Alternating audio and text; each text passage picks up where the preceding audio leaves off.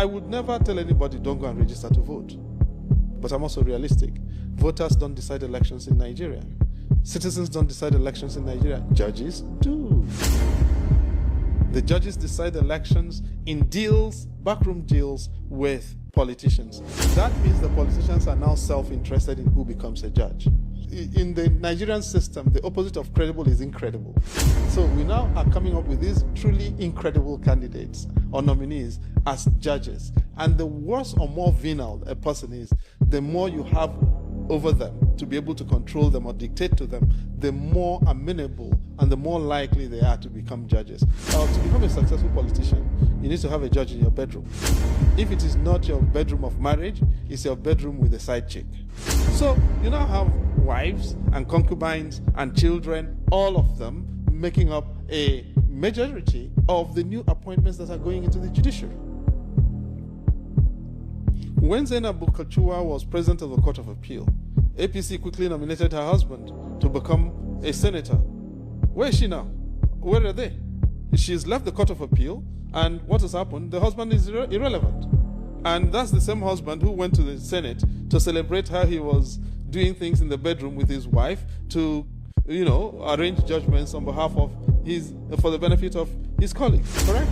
Their daughter is a judge. The ruling of 26th of June is manifestly corrupt. And my question is, do these judges actually write the judgments for themselves? Peter Lifu, to the knowledge of anyone who has been to his court, is not well. He is recovering from what appears to have been an aneurysm. That's a stroke. He's got a partial paralysis.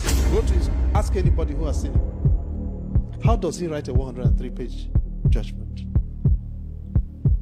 I will not go beyond that. But I think it is important for us to start asking very brutal, honest questions. How is a judge who is barely able to function write a 103-page judgment? Like, seriously. No, let me also be perfectly clear. There are very honest judges still in Nigeria. I think it is important to say that. So I'm not sitting down here saying every judge is corrupt. And that is why I do not say that. I focus on specific examples of manifest corruption on the record, because those should not happen. And when they do, they tarnish the judges who are trying to do their work properly and who are making good effort in a bad system to try to live true to their conscience, to their profession, to their judicial oath, and to the law. And we've got to continue to find ways of encouraging those people without endangering them, particularly while they are still in service in a system that does not like people who are upright. They know they tell man. They know they tell man. Now man they decide. They know they tell man. Now man they decide. This man now, he is part of the people, or he is among the people that criticized Simon Ekpa like tomorrow no day before 2023 general election. When Simon and Autopilot were championing no election, he was among the people, even I could remember, was a Chinese television interviewed him. He said all manner of ill things against Simon regarding that election. But you all have seen what he's saying recently and what he said in this very video. He have now seen that the solution of Nigeria does not lie in the election. This same thing, people who are agitating, genuinely agitating for Biafra, have been saying long time ago, including what Simon said that made him to talk all manner of ill things against him. Today, he is saying the same thing. He is saying the same thing. Sometimes it baffles me that people who claim to be intelligent or people who claim to be educated, they see how Nigeria is constituted and see the antecedents and the actions and inactions of the people who are in the corridors of power in Nigeria. They see that these people, they want to die in power. they can do anything to make sure they remain in power. Seeing this kind of desperate politician, they are yet believing that somehow via election, which the person who have interest, as the case of this one that is in power now, he wants to be in power, he wants to still remain the president, knowing fully well that he has failed and failed woefully, but he still wants to remain in power. Having seen the kind of desperation in him, you believe that after appointing the INEC chairman, after appointing the whole umpires that will supervise the election, he will fail the election. I don't know what people are actually thinking. I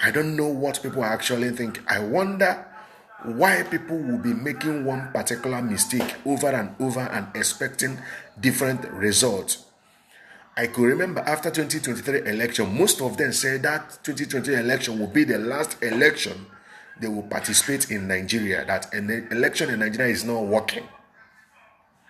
Today, as I'm talking to you people, these same people, they have visited their eyes again next year election.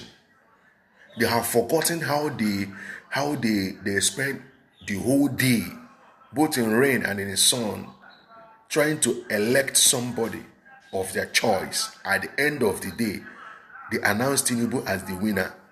Not only that, Tinubu even made it public that he knew that most people are angry, that they never voted him, but he is here. That if you are angry that he is the president, you should go to court. Foolishly, they went to court. The rest was history. They want to repeat same mistake again next year. Now tell me how people will take country like Nigeria or Nigerians serious. You have seen that rogues are the ones controlling the affairs of your country, and you believe that via election you will remove them to power. Where have you seen tyrants being removed from power through election? It's not done. It's only by popular revolution. That is the only way you can remove a tyrant from power. We have said this countless times, but each time you say this thing, I don't know, Nigerians. I don't know. But nevertheless, the good thing is that the same thing this man criticized Simon of 2023, he is not saying the same thing. He is now of the same opinion with Simon that election have never changed anything in Nigeria. And the election will not change anything in Nigeria in any time soon.